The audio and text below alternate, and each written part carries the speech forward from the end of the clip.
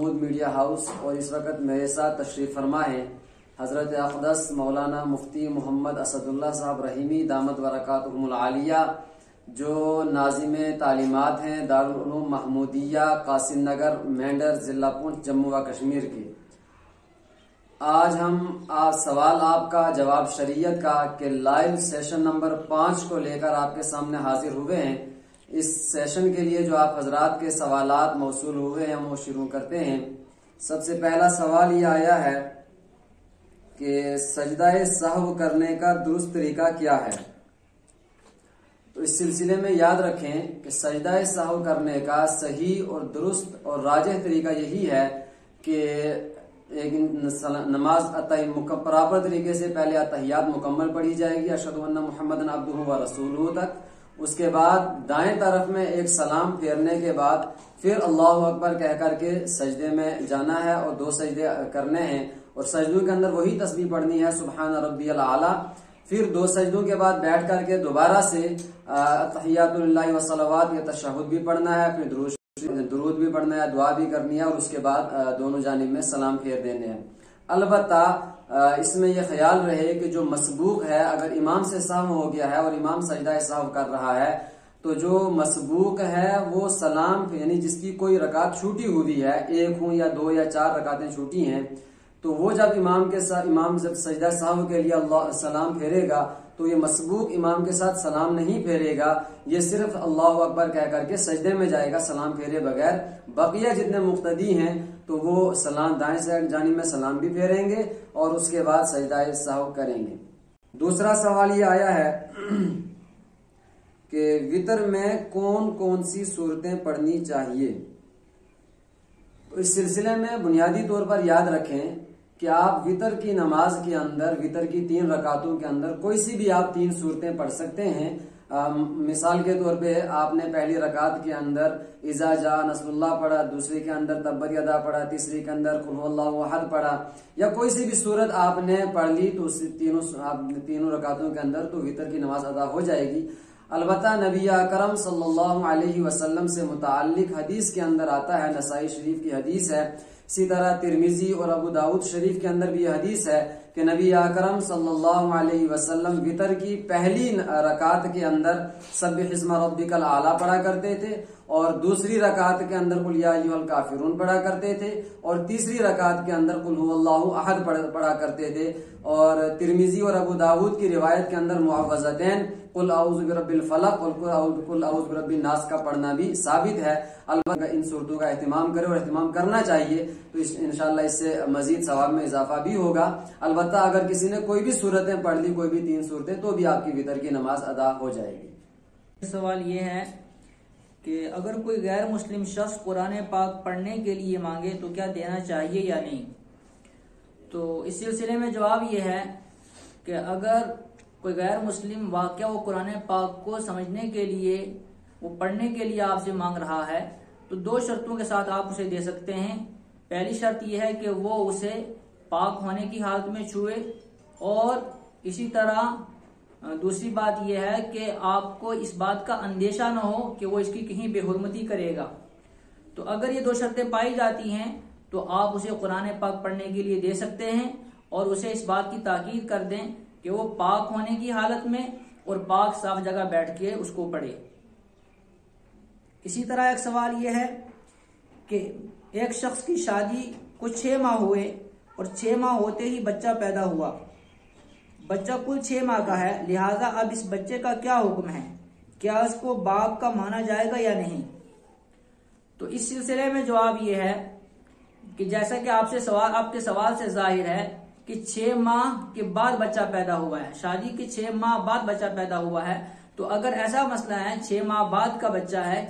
صورت میں وہ بچہ اپنے باپ سے ثابت النسب مانا جائے گا۔ اس لیے جو قرآن و حدیث سے ثابت ہے اور ہمارے فقہا نے جو اس سلسلے میں مسئلہ لکھا ہے وہ یہ ہے کہ اگر بچہ 6 ماہ سے کم مدت کے اندر پیدا ہوگا تو وہ باپ سے ثابت النسب نہیں مانا جائے گا، لیکن اگر 6 ماہ ہو جانے کے بعد بچہ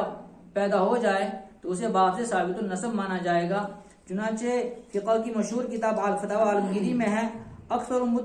مدت الحمل سنتان وَأَقَلُّ مُدَّةِ الْحَمْلِ 6 اشہر کہ حمل کی زیادہ سے زیادہ جو مدت ہے وہ 2 سال ہے، اور حمل کی کم سے کم مدت وہ 6 ماہ ہے. لہذا اگر 6 ماہ کے بعد 6 ماہ پورے ہو جانے کے بعد بچہ پیدا ہوگا تو وہ باپ سے ثابت النسب مانا جائے گا.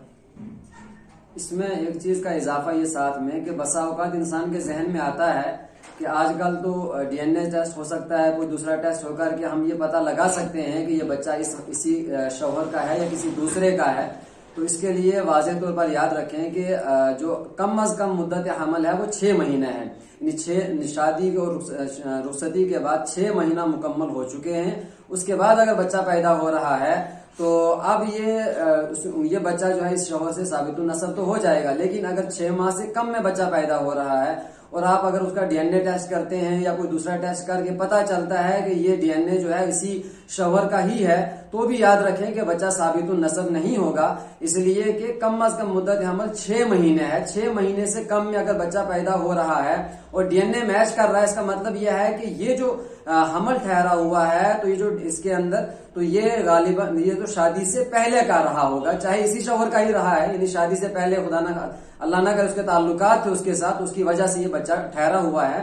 اس لیے 6 مہینے سے کم پر پیدا ہو رہا ہے. تو 6 مہینے کے بعد بچہ پیدا اگر ہو، 6 مہینہ کمپلیٹ ہے اور 7ویں مہینے میں یعنی 6 مہینہ مکمل ہونے کے بعد بچہ پیدا ہو رہا ہے تو وہ شوہر کا ہی شمار کیا جائے گا، اس کو ثابت النسب رکھا جائے گا. سے ایک سوال یہ آیا ہے کہ جمعہ کی نماز کے بعد کتنی رکعات سنت ہیں؟ تو اس سلسلے میں یاد رکھیں کہ جمعے کی نماز کے بعد نبی اکرم صلی اللہ علیہ وسلم سے ان کے متعلق طبرانی شریف کے اندر حدیث ہے، کان رسول اللہ صلی اللہ علیہ وسلم یرکع قبل الجمعۃ 4 وبعدها 4 کہ رسول اللہ صلی اللہ علیہ وسلم جمعے کی نماز سے پہلے 4 رکعت نماز ادا کیا کرتے تھے اور جمعے کی نماز کے بعد بھی 4 رکعت نماز ادا کیا کرتے تھے. اسی طرح سے صحیح مسلم کی حدیث ہے، نبی اکرم صلی اللہ علیہ وسلم نے ارشاد فرمایا، اذا صلی احدکم الجمعۃ فلیصلی بعدها 4 کہ جب تم میں سے کوئی شخص جمعے کی نماز پڑھے تو وہ جمعے کی نماز کے بعد 4 رکعت نماز ضرور ادا کیا کرے، 4 رکعت نماز ادا کرے. اس لیے جمعے کی نماز کے بعد اور جمعے کی نماز سے پہلے، جمعے کی نماز سے پہلے 4 رکعت نماز اور جمعے کی نماز کے بعد 4 رکعت، یہ دونوں یہ سنت مؤکدہ ہیں، در مختار کے اندر لکھا ہوا ہے. البتہ جمعے کی نماز کے بعد حضرت امام ابو یوسف علیہ الرحمہ جو شاگرد ہیں امام اعظم حضرت امام ابو حنیفہ علیہ الرحمہ کے، وہ فرماتے ہیں کہ جمعے کی نماز کے بعد 2 رکعت سنت غیر مؤکدہ بھی ہیں، یعنی جمعے کی نماز کے بعد پہلے 4 رکعت سنت مؤکدہ، اس کے بعد 2 رکعت سنت غیر مؤکدہ ہیں. تو اس لیے جمعے کی نماز کے بعد کی سنتوں کا بھی اہتمام کرنا چاہیے، بلا عذر کے نہیں چھوڑنی چاہیے، سنت مؤکدہ ہے. ایک سوال یہ ہے کہ بچے کی پیدائش کے بعد عورت کب تک ناپاک رہتی ہے، اور زچہ و بچہ جس گھر میں رہتے ہیں وہ کتنے دن تک ناپاک مانا جائے گا؟ اس بارے میں شرعاً جو حکم ہو، نماز، روزہ، قرآن کی تلاوت وغیرہ آگاہ کریں. دیکھیے، بچہ پیدا ہونے کے بعد عورت کو جو ناپاکی کا خون آتا ہے اسے نفاس کہا جاتا ہے، اور نفاس کی زیادہ سے زیادہ مدت 40 دن ہے اور کم کی کوئی مدت نہیں ہے. یعنی کسی عورت کو ایسا بھی ہو سکتا ہے کہ بس 1-2 گھنٹہ اس کو خون چلے، اس کے بعد اس کو خون بند ہو جائے، اور اگر کسی کو زیادہ خون آتا ہے تو وہ زیادہ سے زیادہ 40 دن تک رہ سکتا ہے. اس لیے اگر کسی عورت کو بچہ پیدا ہو جانے کے بعد خون برابر جاری رہتا ہے تو 40 دن تک جو اس کو خون ہوگا اس کو نفاس کا خون شمار کیا جائے گا. اس دوران اس کو نماز ادا نہیں کرنی ہے، ساری نمازیں معاف ہیں، البتہ اور روزہ بھی نہیں رکھ سکتی، قرآن پاک کی تلاوت بھی نہیں کر سکتی. لیکن جب 40 دن پورے ہو جائیں گے اور وہ پاک ہو جائے گی تو اس کے بعد پھر اس کو روزوں کی قضا کرنی پڑے گی. اور اگر کسی عورت کو اس سے پہلے خون بند ہو جاتا ہے اور اسے یقین ہو گیا کہ اب مزید خون نہیں آئے گا تو وہ پاک شمار ہوگی، اسی وقت وہ غسل کر کے نماز، روزہ، دوسری عبادات شروع کر دے گی. لیکن اس سلسلے میں تھوڑی مزید تفصیل بھی ہے کہ اگر جس عورت کو بچہ پیدا ہوا ہے، اگر اس کو پہلی بار بچہ پیدا ہوا ہے اور 40 دن تک خون آتا ہے تو یہ تو پورا اس کو نفاس شمار ہوگا. لیکن اگر کسی عورت کو دوسری یا تیسری بار بچے کی ولادت ہوئی، پہلی مرتبہ جب ولادت ہوئی تھی اس کو 30 دن خون آیا یا 35 دن خون آیا، اور دوسری مرتبہ اس کو 40 دن آیا ہے یا اس سے زیادہ ہو گیا ہے، تو اس صورت میں کہا جائے گا کہ اس کی جو پہلی عادت تھی تو عادت کے مطابق جتنا خون تھا وہ نفاس کا خون تھا، اس دوران کی نمازیں معاف ہیں،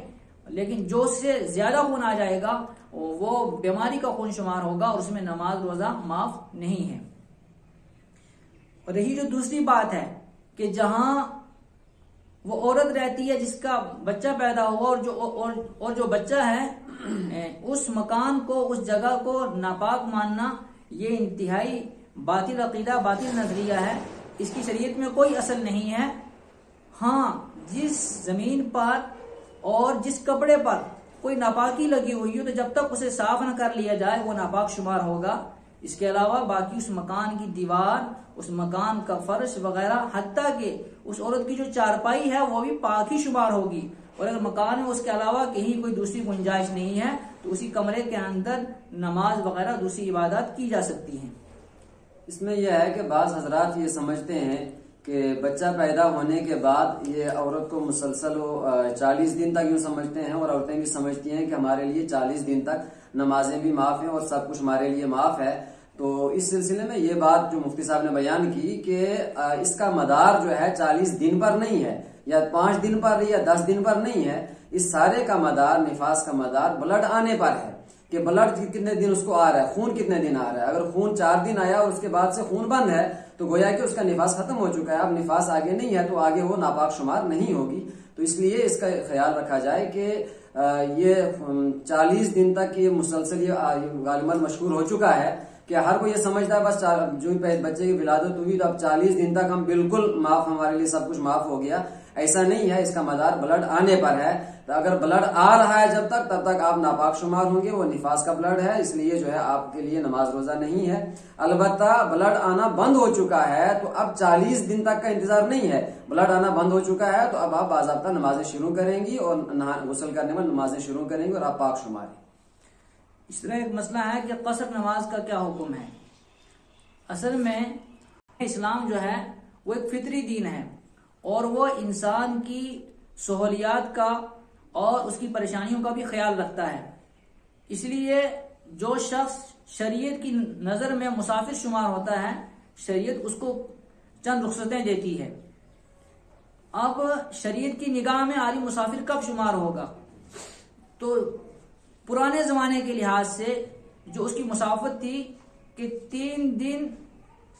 کے سفر کی مسافت کے لیے جو بندہ اپنے گھر سے سفر کی نیت سے نکلتا تھا، شریعت اس کو مسافر مانتی تھی۔ لیکن آج کل کے جو پیمانے ہیں تو آج کل کے لحاظ سے جو آدمی 77 کلومیٹر یعنی مان لو 78 کلومیٹر کے سفر کی نیت سے اپنے گھر سے نکلے گا، شریعت اس کو مسافر مانتی ہے اور اس کے لیے شریعت یہ رخصت دیتی ہے کہ 4 رکعت والی جو فرض نمازیں ہیں وہ 2 رکعت ادا کرے گا۔ البتہ جو شام کی 3 رکعت والی نماز ہے، جو مغرب کی نماز ہے اور جو وتر کی نماز ہے، اس میں کوئی قصر نہیں ہے، وہ برابر 3 رکعت ہی ادا کرے گا۔ اسی طرح سنن اور نوافل کے اندر کوئی قصر نہیں ہے۔ ان کا مسئلہ یہ ہے کہ اگر فرصت ہے، موقع ہے تو آدمی سنن اور نوافل بھی ادا کرے گا، اور اگر فرصت نہیں ہے، جلدی ہے، کسی اسٹیشن پر ہے، راستے میں ہے، تو پھر صرف فرائض ادا کر لے گا اور پھر گاڑی میں بیٹھ کے آگے کا سفر کرے گا۔ اب جہاں وہ جا رہا ہے اگر وہاں اس کی ٹھہرنے کی نیت 15 دن سے کم کی ہے تو پھر وہ برابر مسافر شمار ہوگا، وہ برابر وہاں قصر کرتا رہے گا۔ لیکن اگر وہاں 15 دن یا اس سے زیادہ ٹھہرنے کی نیت ہے، اس صورت میں وہ مقیم شمار ہوگا اور اسے نماز مکمل ادا کرنی پڑے گی۔ اور اس سلسلے میں ایک مزید رخصت ہے کہ اگر رمضان کے حالت میں بندہ اتنی طویل مسافت کا سفر کرتا ہے تو اسے روزہ چھوڑنے کی اجازت ہے، جس کو سفر پورا ہونے کے بعد میں وہ قضا کرے گا۔ ایک سوال یہ ہے کہ مفتی صاحب اگر شلوار ٹخنوں سے نیچے ہو تو کیا اس سے وضو ٹوٹ جاتا ہے؟ میں نے سنا ہے کہ ایک صحابی کو جن کی شلوار ٹخنوں سے نیچے تھی دوبارہ وضو کرنے کی حضور صلی اللہ علیہ وسلم نے تاکید فرمائی ہے۔ تو اس سلسلے میں یاد رکھیے کہ فقہا نے جو نواقض وضو لکھے ہیں کہ وہ چیزیں جن سے وضو ٹوٹ جاتا ہے اس کے اندر کہیں بھی شلوار کا ٹخنوں سے نیچے لٹکا ہوا ہونا یا رکھنا یہ اس میں نہیں لکھا ہے. اس وجہ سے شلوار اگر ٹخنوں سے نیچے ہے، پینٹ اگر ٹخنوں سے نیچے ہے تو اس سے وضو تو نہیں ٹوٹے گا. اب سوال آپ نے یہ کیا کہ جو حدیث آپ نے سنا ہے کہ حدیث کے اندر یقیناً ابو داؤد شریف کی حدیث ہے کہ ایک صحابی یہ کہتے ہیں کہ وہ صحابی مسجد میں آئے، انہوں نے نماز پڑھی تو اللہ کے نبی صلی اللہ علیہ وسلم نے کہا کہ دوبارہ جاؤ، جا کر کے دوبارہ وضو کر کے دوبارہ نماز پڑھو. وہ پھر آئے تو یہ جو سوال ہے تو آپ ان سے اس لیے کہ ان کا پاجامہ اس وقت جو شلوار تھی وہ ٹخنوں کے نیچے تھی. تو اب یہ سوال ہے کہ حضور صلی اللہ علیہ وسلم نے دوبارہ وضو کرنے کی تاکید کیوں فرمائی ہے؟ تو اس کا جواب یہ ہے کہ اس کے اندر جو ہے علت یہ ہے کہ نبی اکرم صلی اللہ علیہ وسلم اس جانب توجہ دلا رہے تھے کہ جو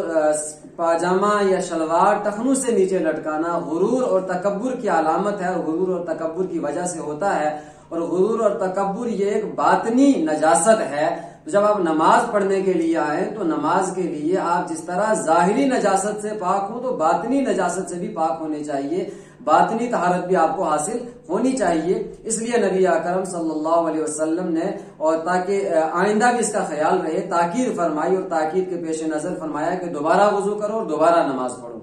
اور ساتھ میں ایک اس کی علت یہ بھی ہو سکتی ہے کہ نبی اکرم صلی اللہ علیہ وسلم نے ان کو جو دوبارہ وضو کر کے دوبارہ نماز پڑھنے کا حکم فرمایا تو اہتمام کے لیے تھا تاکہ نماز زیادہ مقبول ہو، نماز قبول ہو. اس لیے کہ